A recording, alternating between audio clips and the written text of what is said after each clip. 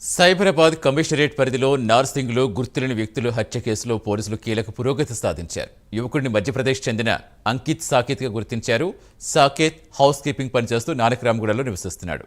యువతిని ఛత్తీస్గఢ్కు చెందిన 25 ఏళ్ల బిందుగా గుర్తించారు. ఆమె ఎల్బీ నగర్లో నివసిస్తోంది.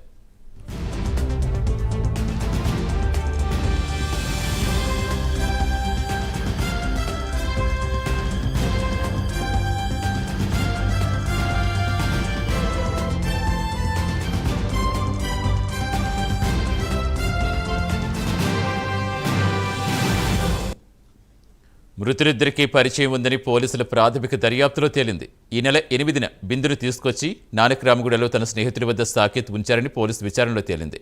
11వ తేదీ రాత్రి హత్య జరిగి ఉంటుందని పోలీసులు అనుమానిస్తున్నారు.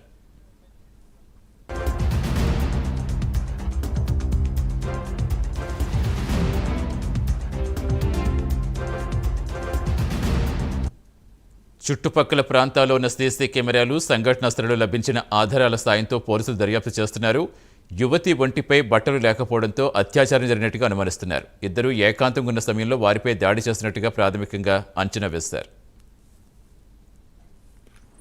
నార్సింగి పోలీస్ స్టేషన్ లిమిట్స్లో పుప్పాలగూడ గ్రామ పంచాయతీ లిమిట్స్లో ఇది ఒక వాడి వదిలేసి వెళ్ళిన స్టోన్ క్రషర్స్. ఈ ఏరియాలో పైగిన గుట్ట మీదకి పిల్లలు కొంతమంది సన్ రైజ్ చూద్దామని వచ్చి కింద బాడీ ఉన్నప్పుడు చూసి పోలీస్ స్టేషన్కి ఫోన్ చేయడం, మన పోలీస్ ఇక్కడ రావడం జరిగింది. ఒక 30-35 ఇయర్స్ ఉన్న ఒక అతను మేల్ పర్సన్, అతనికి కత్తిపోట్లు ఉన్నాయి. తర్వాత బండరాయితో ముఖం కూడా పగలగొట్టి తల పగలగొట్టింది. ఆ బాడీకి చూసి దాన్ని మనం ఇన్వెస్టిగేషన్ స్టార్ట్ చేసిన తర్వాత 60 మీటర్స్ దూరంలోనే ఇంకో పక్కన ఒక ఉమెన్ బాడీ కూడా ఉంది. అది కూడా హెడ్ ఇంజరీతోనే ఆమె చనిపోయి ఉంది. ఆమె లోయర్ పైజామా తీసేసి ఉంది. కాబట్టి ఇది ఈ రెండు మర్డర్స్ ఒకటే చేసి ఉండొచ్చు. బహుశా ఇది లాస్ట్ నైట్ అయింది. ఇప్పుడు వరకు ఇంకా క్లూస్ లేవు. వాళ్ళ దగ్గర ఉన్న ఇక్కడున్న ఆధారాలు ఇవన్నీ తీసుకొని CCTVs బట్టి ఇన్వెస్టిగేషన్ చేస్తూ ఉన్నాము. ముందుగా ఈ మృతులు ఐడెంటిఫై అయితే తర్వాత ఈ నేరస్తులు ఎవరు చేసి ఉండొచ్చు అనేది, రీజన్ ఏదైతే ఏమి ఉండొచ్చు అనేది ఇప్పుడు తెలుస్తుంది. ఆ పనిలో ఉంది. ఇదే సీన్లో 2 మర్డర్స్ అయ్యాయి. 30-35 ఉండొచ్చు ఇద్దరికి కూడా. ఈ మనిషిని మేల్ పర్సన్కి చేతి మీద ఒక టాటూ ఉంది, ఓం అని.